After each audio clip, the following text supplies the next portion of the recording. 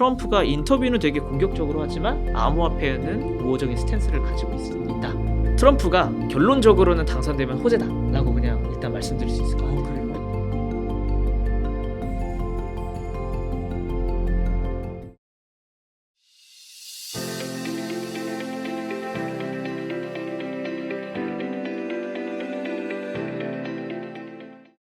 그러면요, 팀장님, 네네. 좀 더 막 초장기적으로 봤을 때 네네. 그 비트코인이 금의 가격을 추월할 것이냐. 네. 그 막 요즘에 레리 핑크 블랙록 그분이 굉장히 미디어에 자주 나와서 맞아요. 영어 멘트를 많이 날리시더라고요. 그러면서 금을 넘어설 것이다. 국제적인 자산이다. 막 이런 식으로 얘기하시는데 네네. 진짜 이 정도 될까요? 저는 될 거라고 물론 이제 또 좋아하고 업계에 있다 보니까 그럼 될 거라고 15배가 생각을 넘어야 하는데, 되잖아요. 지금 그쵸. 시총으로. 네. 그래서 사실 음. 이 15년의 짧은 비트코인이 뭐 1년, 2년 안에 그 금을 추월할 거라는 생각은 사실 저도 안 하긴 하는데 네. 5년, 10년 안에는 디지털 금에서 디지털 뭐 예를 들어 뭐 실물 비트코인이다 금을 이렇게도 이제 표현할 수 있을 만큼 포지션이 바뀔 수도 있지 않을까? 그래요. 네. 요 근거가 뭐 제가 이제 레리 핑크가 어떤 얘기를 했는지 구체적으로는 사실 저도 이제 뉴스 헤드라인만 보고 이게 되게 영업 멘트 많이 치는구나라는 생각을 했는데 두 가지 정도 이제 근거가 좀 있을 것 같은데 첫 번째는 잠재적인 가치 저장 수단에 그리고 인플레 해지 수단으로서의 이제 비트코인과 금과 이제 거의 비슷한 성격을 가지고 있지만 금 대비 비트코인이 우월한 게 두 가지 정도 있는 것 같아요. 물론 반대로 금이 더 우월한 것도 많죠. 근데 비트코인이 일단 우월한 거는 두 가지. 첫 번째는 분할이 가능하다는 거. 금도 사실 어느 정도까지는 작은 단위로 또 나눌 수 있고 뭐 순금에서 뭐 어떤 반지나 이런 거 목걸이 만들고 뭐 할 수도 있죠. 근데 상대적으로 그렇게 되면 거래가 좀 번거롭고 비용이 더 클 수밖에 없습니다. 약간 비실용적이죠. 네. 근데 반대로 비트코인은 소수점 이하 8자리까지 아. 사토시 단위까지 다 분할이 되다 보니까 어느 정도는 이제 가치를 거래하고 교환할 수 있는 수단으로서 그리고 이런 인플레이션 해치 수단으로서 더 많은 사람들이 물론 이제 이 저장량은 당연히 비트코인과 금과 동일하게 다 고정되어 있지만 더 많은 사람들이 인플레 해지 수단으로서 가져갈 수 있다, 보유할 수 있다라고 좀 생각을 하고 있고요. 두 번째는 투명성. 사실 금도 이거 금이 실물 자산이니까 더 투명하지 않겠냐라는 얘기를 하지만 이게 오프라인에서는 사실 그게 맞습니다. 근데 점차적으로 이제 우리 현실 생활에서도 보면은 다 디지털 온라인화가 돼가고 있어요.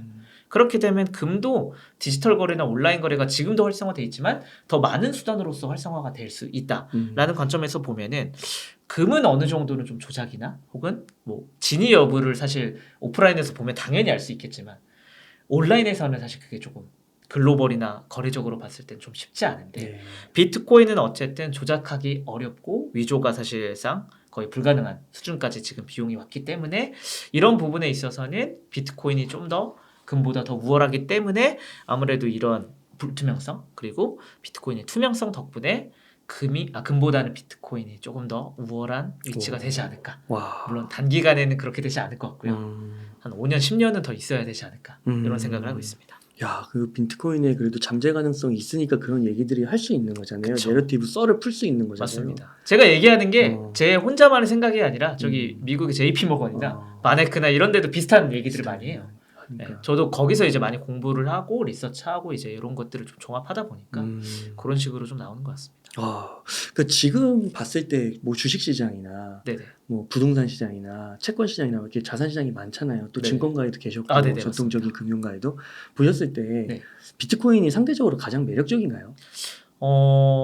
비트코인이 제가 만약에 어떤 펀드 매니저라고 하면은 좀 위험하다. 매력적이진 않다라고 볼 텐데 개인 투자자나 제가 이제 증권사에서도 이제 프라이빗 뱅커라고 해서 되게 리테일 이제 지점에서 영업을 했었어요. 그래서 이제 개인 고액 자산가들을 많이 상대하다 보니까 만약에 그때 이제 개인 고액 자산가들하고 제가 뭐 이런 식으로 비트코인 ETF를 매매할 수 있었다면은 저는 비트코인 ETF를 많이 말씀드렸을 것 같아요. 한 1%나 담아라. 네, 최소한 1% 10% 이상은 금융자산에서 10%, 네, 전체 자산에서 1% 정도 되겠죠. 네. 금융자산에서 10% 정도는 비트코인을 들고 가야 어느 정도는 그래도 추가 알파를 가져갈 수 있지 않겠느냐라고 말씀드릴 수 있을 것 같아요. 근데 이제 기관 투자자 입장에서는 당장은 사실 조금 부담이 많은 것도 사실일 것 같아요. 그 지금 막 블랙록이나 피델리티나 막 영업사원들이 전화 돌려가지고 네네.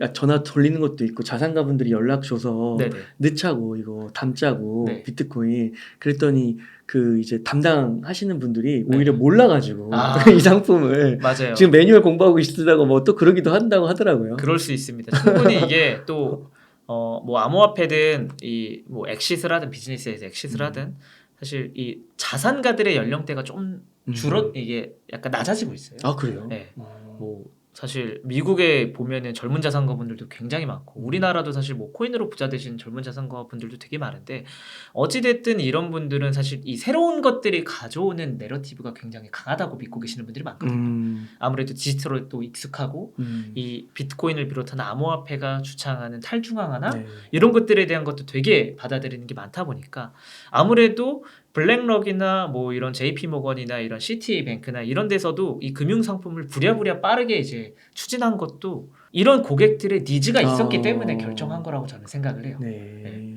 뭐 이걸 가지고 뭐 법인 고객들한테도 제공해 줄 수 있고 어떤 이걸 가지고 결제 서비스를 약간 다시 이제 어레인지 할 수도 있겠지만 이 금융 상품부터 먼저 나왔다라는 것 자체가 네. 니즈가 이미 있으니까. 일선에서 존재를 했었기 때문에 이걸 가지고 상품으로 만들어야 우리가 빨리 할 수 있겠다. 그렇군요. 근데 얘네도 만드네? 블랙록도 만드네? 우리도 만들어야지. 상부를 설득하기 더 쉬워진 거죠. 그러다 보니까 이제 자산 운용사들이 너도 나도 이제 다들 가서 하겠다. 그리고 문서 다 공개되니까 이거 문서 보고 비슷하게 써야지. 그러니까 이런 구조로 가는 거죠. 네. 서로가 또 그렇게 하는 거군요. 네. 그 PB로 하실 때 네네. 그 자산가 분들이라고 하면 네. 한 몇 억 정도 금융자산을 갖고 계신 거예요? 이게 증권사마다 좀 다르긴 하고 네. 저는 보통은 한 10억 정도는 10억. 증권사에서 예치한 자산이 10억 정도. 그렇게 치면은 부동산 자산이나 은행의 뭐 자산들까지 빼고. 합치면은 거의 한 뭐 몇십억, 최소 몇십억에서 몇백억은 돼야 고액 자산가 정도. 그 금융자산 이제 주식, 채권 뭐 이런 거 10억. 네. 증권 계좌에 증권에만 10억 정도 이상은 돼야 아. 어느 정도는 되고요. 그러면 한 1억 정도는 10%니까. 네. 그 정도는 비트코인에 넣어도 괜찮지 않을까? 어. 지금 와서 생각해 보면은. 네. 네. 실제로 그 시뮬레이션 돌리는 거 몇 개 보니까 네네. 진짜 포트에 1%, 뭐 10%도 아니고 한 2%, 5%만 담아도 이게 수익률이 맞습니다. 어마어마하게 바뀌더라고요. 이게 또 상관관계가 워낙 다른 자산 대비 다른 자산하고 이제 낮다 보니까 적은 비율만 해도 포트폴리오 이제 수익률이 좀 많이 올라가는 효과가 좀 있었어요. 그래서 그런 것들과 관련된 논문들도 되게 많았었고 아무래도 그런 내러티브가 시장에서 굉장히 많이 돌았었기 때문에 기관에서도 맞아요. 이제 이런 ETF 상품을 좀 내놔도 좋은 타이밍이 아닌가. 이게 시대의 조류다. 이렇게 생각하고 이번 움직임이 좀 강한 웨이브를 좀 가져온 것 같아요. 그런 것 같아요. 저도 신문에서 네네. 읽은 게 갑자기 생각나는데 뱅가드에서는 그 비트코인 ETF 취급 안 한다고. 네 맞아요. 그래가지고 그 자산가들이 뱅가드 그쪽 임원들한테 전화를 했대요. 근데 이제 그 고객이 워낙 돈이 많으니까 네네. 막 얘기를 하는데 왜 우리는 비트코인 못 사게 하냐. 그래서 임원이 조금만 기다려라 설득을 하겠다 이랬대요. 네네.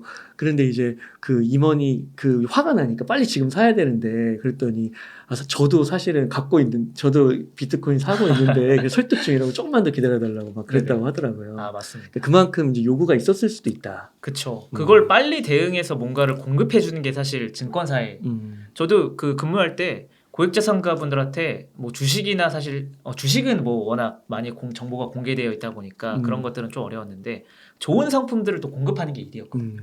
다른 증권사 대비 우리 회사의 본사가 정말 좋은 사모펀드 상품을 그렇군요. 가져와서 소싱해서 공급해 줄 수 있냐? 요게 이제 각 증권사의 또 경쟁력이기도 했어요.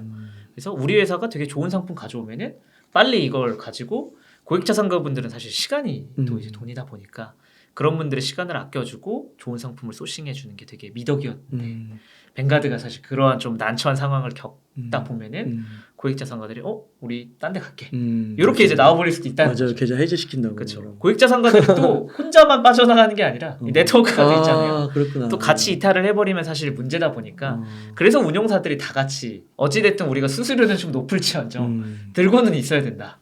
약간 이건 이런 좀 관점이 섞여 있는 것 같아요. 너무 작은 질문일 수 있는데 네네. 그 지금 보면은 그 ETF 출시된 다음에 네네. 한 10% 15% 떨어졌잖아요. 네네.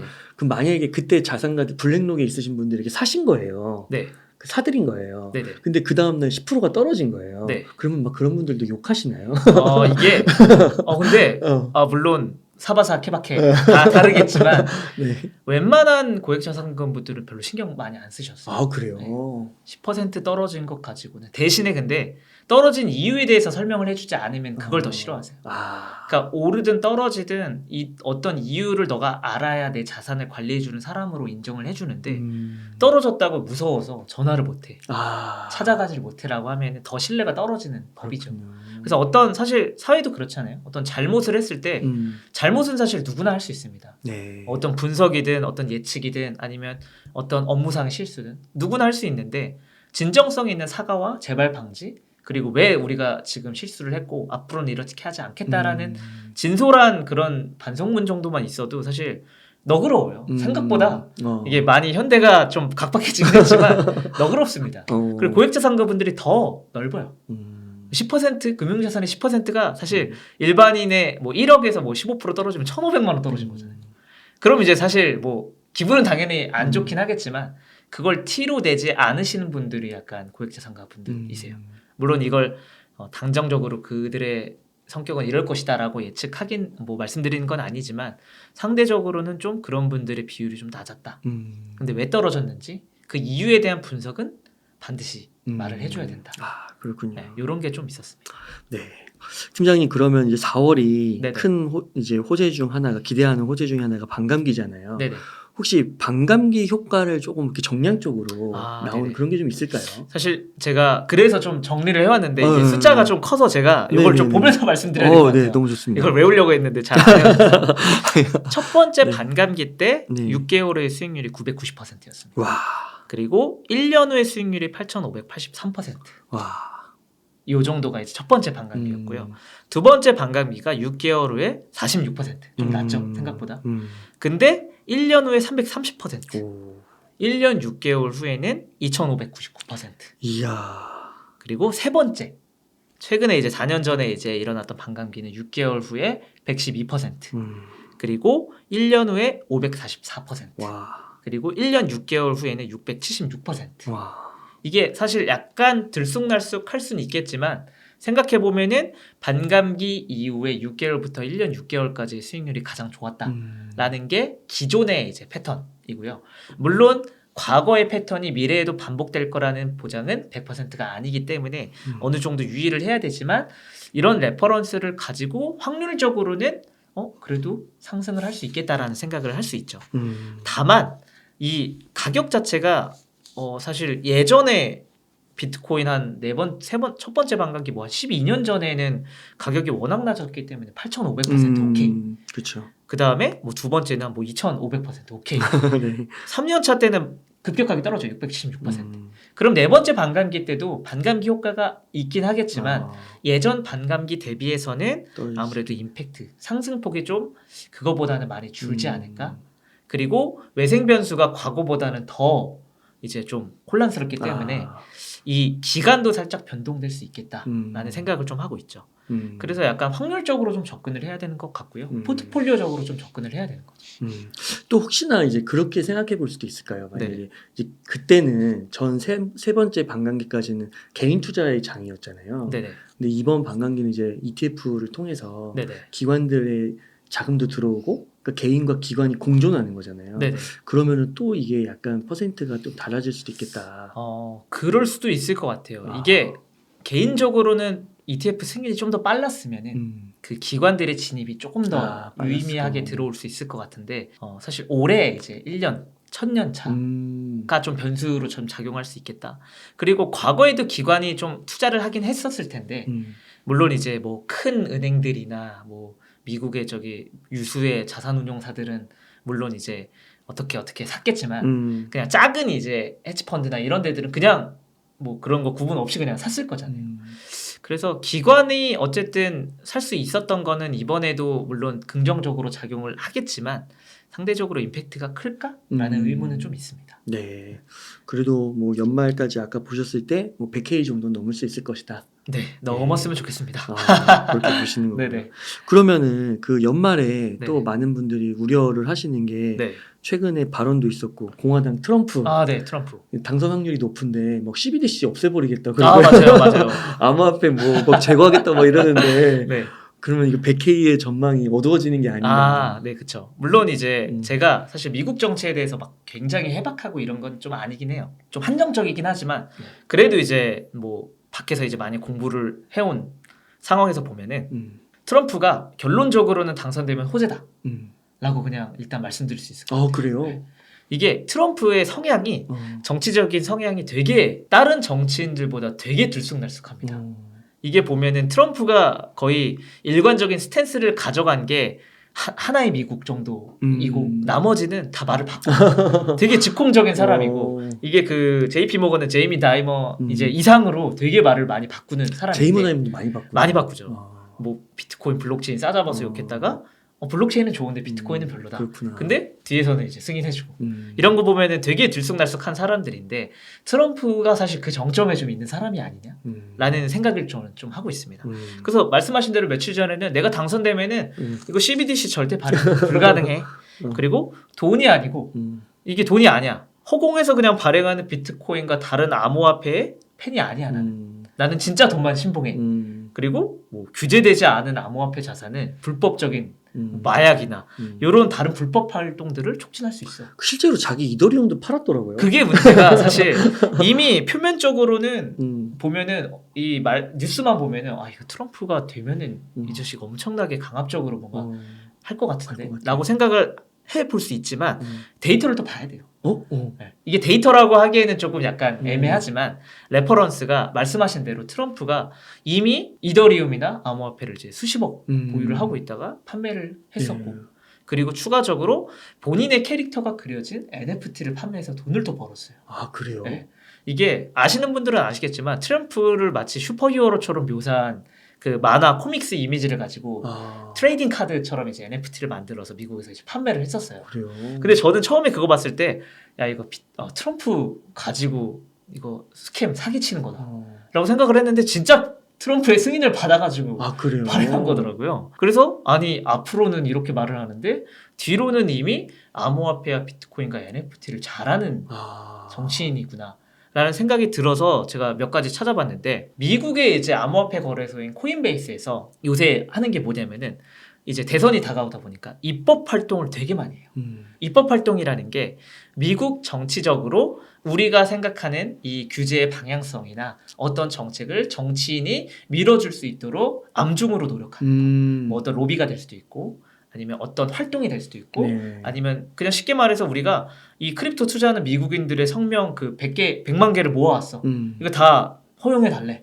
그럼 이거 주면서 정치인한테 압박을 하는 거죠. 이런 게 이제 입법 활동인데 스탠드 위드 이제 크립토라는 이제 그 입법 활동 이니셔티브를 만들어 가지고 이 박제를 해놔요. 어떤 박제를 하냐면은 대선 주자 중에 이제 크립토를 찬성하는 쪽은 누가 있고 크립토를 반대하는 쪽은 누가 있냐.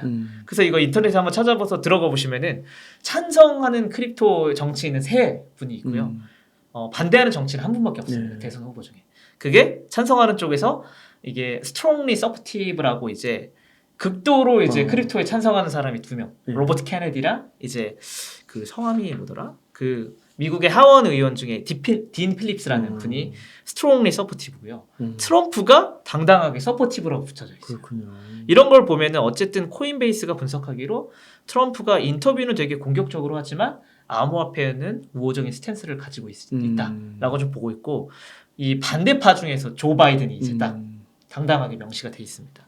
종합적으로 살펴보면은 이미 좀 이 트럼프는 비트코인과 암호화폐 NFT를 좀 잘 이해하고 있고 똑똑한 사람이잖아요. 그리고 본인에게 유리하게 활용할 수 있는 정치인이구나 라는 생각을 하면서 이런 발언이나 멘트들이 여기서 지금 암호화폐 싫어하는 사람들이 많은 것 같네 이 집회에서는 이렇게 말할 수도 있고 물론 그러니까. 팩트는 아니지만 그런 방식으로 이 상황을 많이 유리하게 활용을 하는 그 뭐 좀 나쁘게 말하면 손바닥 뒤집듯 그냥 말하는 사람이 있구나 라고 이제 판단을 할 수도 있고요. CBDC 같은 경우도 절대 발행 불가야라고 하면서 어떤 걸 덧붙였냐면은 정부가 돈에 대한 절대적인 통제권을 가져갈 수 있기 때문에 나는 CBDC를 반대할 거야.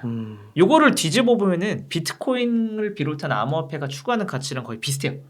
소유권을 우리가 하는 게 아니라 정부에서 가져가는 게 아니라 분배를 해줄 수도 있다. 물론 직접적으로 그런 말은 하지 않았지만 이게 그래서 무서운 게 2마리 토끼를 다 잡는 게 그냥 언뜻 봐서는 이 디지털 화폐 되게 싫어하는 사람이네.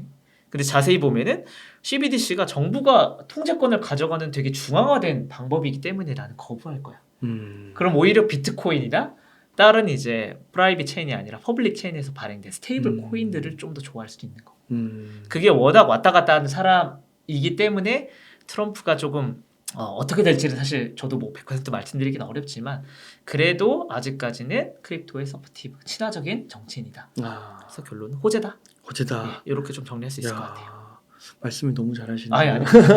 이게 저도 항상 의심하고 데이터를 봐야 되는 성격이 좀 있다 보니까. 네. 그래서 그 스탠드 위드 크립토 홈페이지 가보시면은 다 어떤 말 했는지 다 박제해놔요. 트위터랑 인터뷰랑 재밌다. 언제 이런 말을 했고 그 말 안 바꾸게 하려고. 정치인들 많이 바쁘니까. 네 맞아요. 그렇군요. 네. 그런 것 좀 보시면 참고가 될 것 같습니다.